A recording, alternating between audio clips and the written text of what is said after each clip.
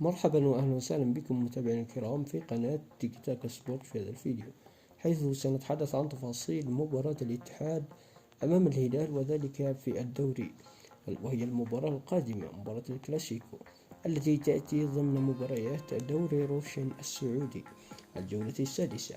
قبل البدء بتفاصيل هذا اللقاء أتمنى تدعمنا بلايك وتشترك بالقناة وتفعل الإشعارات لكي تتوصل بكل جديد. شاركنا آراءك وتوقعاتك ومن سيفوز من الفريقين في التعليقات في الأسفل، ولا تنسى الصلاة والسلام على رسول الله. وكي لا نطيل عليكم فهيا بنا لنبدأ.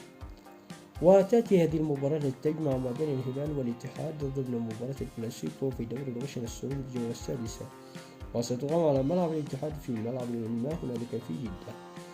وتاريخ المباراة ستقام يوم الجمعة 2025 شهر 10 يوم 24، وستنطلق صافرة اللقاء عند الساعة 10 مساء في توقيت الإمارات وعمان، والتاسعة مساء في توقيت السعودية وقطر والعراق والأردن والبحرين واليمن، والثامنة مساء في توقيت مصر والسودان وليبيا، والسابعة مساء في توقيت تونس والجزائر والمغرب. وبإمكانكم مشاهدة المباراة عبر شاشة قنوات 8 وبتعليق فارس عوض. وصلنا لنهاية، دمتم بأمان الله، نراكم في الفيديوهات القادمة بحول الله تعالى.